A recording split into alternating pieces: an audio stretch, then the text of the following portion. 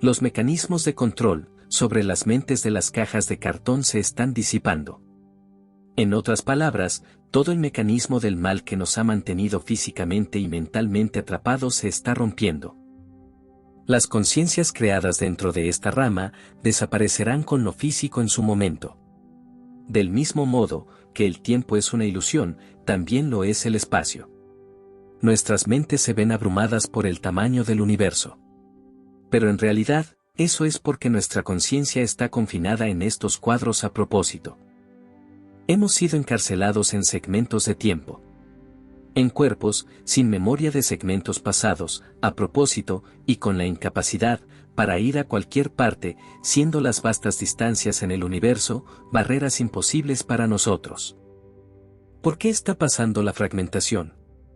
Desde el momento en que ocurrió el error experimental que no quiso ser corregido, se sabía que llegaría el momento de su corrección. Ese momento ha llegado. Toda existencia se basa en la experimentación. A veces los experimentos van por mal camino y se corrigen inmediatamente.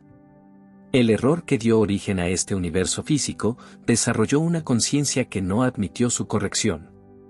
Esta conciencia, o mente universal, se consideró a sí misma como la fuente o esencia superior. Así se manifestó lo que denominamos el mal. Elaboró un esquema para hacerse cargo de toda la creación. Se decidió encapsular esta rama dentro de unos límites en los cuales se precipitó la materia como el universo físico. Muchos quedaron atrapados. A medida que más y más energía divina fue enviada a esta rama, la esencia que surgió del error se hizo más fuerte. Parte de esa energía fue utilizada por la esencia del mal, que también podríamos llamar el usurpador. Este mal creó conciencias con una mezcla de energía divina y su energía materia modificada. Estas son conciencias consideradas viables. Dicha esencia creó una línea de seres, con el fin de someter, controlar y robar energía de los viables y seres verdaderos. Estos nuevos seres son las denominadas conciencias demoníacas. Una vez que los experimentadores se dieron cuenta de que los intentos de corrección, lanzando más y más energía en el experimento eran inútiles, la energía divina fue cortada de esta rama, a excepción de un goteo, para mantener a los viables y verdaderos hasta una corrección permanente. Al darse cuenta de esta reducción en la energía, la gran mente universal ideó planes especiales, para sacar la energía de aquellos con energía divina, principalmente por medios punitivos. Por lo tanto, se activaron los elegidos, los demonios, arcontes. Este fue, y es el estado de cosas a través de todo el universo físico.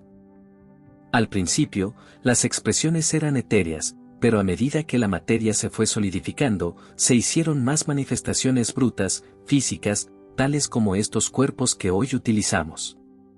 Ellos son el resultado de largos experimentos para llegar a este estado. En esta área, dentro de nuestra conciencia, la expresión de la mente malvada fue llamada de muchas maneras. Saklas, Demiurgo, Yaldabaoth, Moloch, Satanás, el diablo, Rex Mundi, etc. Esto es lo que el conocimiento gnóstico verdadero siempre ha reflejado, y que en muchas ocasiones ha sido reprimido para impedir que se extendiera, para mantener a los seres dormidos en la ilusión y el trance de la realidad virtual. Pero los seres ya están despertando, porque es el tiempo del fin. La mente universal utiliza todos sus medios para robar energía divina de los viables y así poder mantener su creación. Sin ella, su rama falsificada no podría continuar. Para mantener y sostener a los viables, seres de la verdadera creación, denominados avatares, entraron en esta rama. Llegaron en diversas circunstancias. Para continuar, examinemos la vida de los seres. Debemos distinguir entre dos partes. Una es la vida de la caja de cartón, y la otra, la manifestación de la esencia divina interior. Ningún cuerpo físico puede evitar todas las trampas de esta realidad virtual, incluidos los propios avatares. Con estas explicaciones, la razón de la ofuscación de la verdad ahora se hace evidente.